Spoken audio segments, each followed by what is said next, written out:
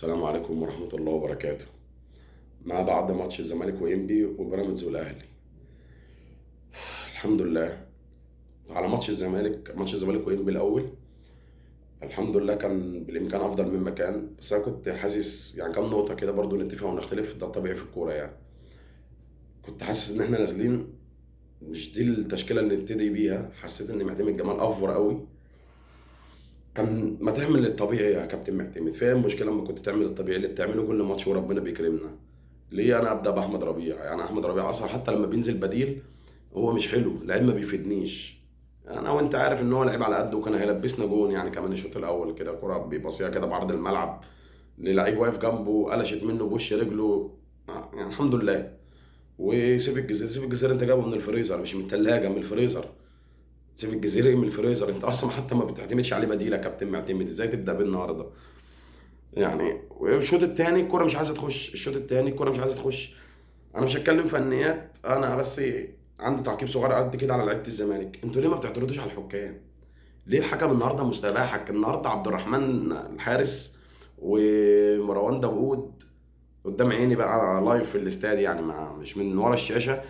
ده لو حسيت لهم الوقت ده، انت ما لعبتش الشوط كامل يا كابتن، انت ما لعبتش الشوط كامل في 90 دقيقه يعني. لعيبه الزمالك كيوت قوي مع الحكام، ما بتعترضش، ما بتخشش للحكم تعترض، بص بيضيع وقت لسه مش عارف ايه، والحكم كل شويه يقعد يشاور لك على الساعه، يقعد يشاور 5 دقايق وقت بدل ضايع. يا عم بقى ارحمونا بقى. في الاخر يقول لك التحكيم عايز الزمالك ياخد الدوري. طب انت ننقل منه بقى. طب انت لعبت النهارده بتحكيم اجنبي، عملت ايه؟ شلت ثلاثه. انا كان نفسي الماتش يخلص تعادل يعني، مبدئيا كده كان نفسي الماتش يخلص تعادل يعني. الماتش ده هيدي دافع لبيراميدز جامد قوي، ان هو يكسب الاهلي سكور هيدي دافع لبيراميدز الماتشات الجايه. تشوف انبي بقى، انبي هيلعب بيراميدز الماتش الجاي. هنشوف اللعيبه اللي كانت بتموت نفسها النهارده دي هتعمل ايه قدام بيراميدز. هنشوف المكافآت اللي ايمن الشريعه هيعملها. هنشوف غل اللعيبه بقى الاهلاويه اللي بيلعبوا في الاهلي اللي كانوا بيغلوا النهارده، هنشوفهم هيغلوا قدام بيراميدز ويحاولوا يجيبوا حق الاهلي ولا لا. هنشوف. انا وحش، انا كزمالك النهارده كنت وحش، ما استحقش المكسب من وجهه نظري، ما عنديش مشكله. بس من حق الفرقه زي ما بتلعب ضدي تلعب ضد الفرق التانيه. انا نفسي اشوف انبي بتموت نفسها قدام بيراميدز، مش اكتر من كده. لعيبه الزمالك بقى، الفرقه اللي انا شفتها النهارده قدام بيراميدز دي ما فيش تاخد مننا نقطه.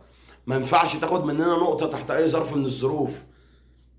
الماتش الجاي يوم الجمعه، 3 بونت بتوعنا، 3 بونت في جيبنا، احنا احسن، احنا نستحق الدوري ده بتاعنا ومش هنسيبه.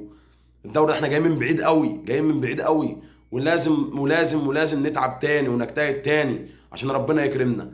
الدوري ده ما ينفعش نفرط فيه، احنا الدوري ده عرقنا فيه وشقينا فيه وموتنا فيه.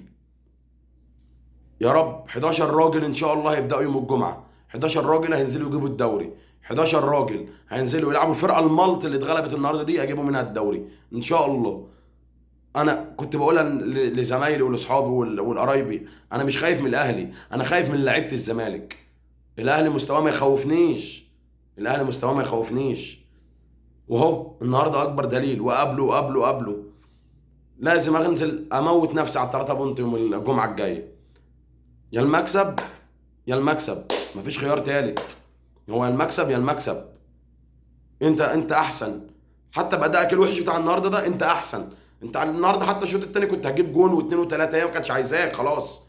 انت ما تعبتش، انت برضو ما تستحقش المكسب النهارده على الشوط الاول. انت ضيعت 45 دقيقه في اللاشيء، 45 دقيقه في اللاشيء. 45 دقيقه المهدي سليمان شال لك جونين وجون اتلغى اوف سايد اول 45 دقيقه. يا كابتن معتمد بعد اذنك يا كابتن معتمد، ابدا بالتشكيل بتاعك، ابدا باللعيبه اللي احنا متعودين عليها الماتشات اللي فاتت. انت ليه انا كنت حاسس ان انت عامل حساب ماتش الاهلي من قبل الماتش بكام يوم يا كابتن. النهارده كان ماتش ينبي، كان اولى ماتش ينبي. الناس كلها عارفه وانت من جواك عارف ولاعيبه الزمالك عارف ان الماتش بتاع ينبي النهارده كان اهم من ماتش بيراميدز واهم من ماتش الاهلي اللي جاي. يلا حصل خير. ان شاء الله ان شاء الله ما ينفعش نفرط في الثلاثه بونت بتوع الاهلي. ماتش الدوري بجد بقى ماتش الاهلي، وشايفين ان الاهلي نقدر نكسبه. الاهلي مش صعب اهو، شفناه. ان شاء الله ان شاء الله الدوري في 100 عقبه، ان شاء الله الدوري في 100 عقبه بالدم والروح. الدوري مش هيروح ان شاء الله، ان شاء الله الدوري في 100 عقبه السنه دي ان شاء الله، عشان احنا نستحق، عشان احنا جايين من بعيد قوي. احنا عانينا وشقينا والجمهور بيصرخ والجمهور بيملى كل استاداتك يا مصر. ان شاء الله الجمهور ده لازم السنه دي ربنا ان شاء الله ان شاء الله ان شاء الله ربنا هيكرمه ان شاء الله وهيحتفل بالدوري، وان شاء الله في ماتش الديربي ان شاء الله كمان مره ان شاء الله.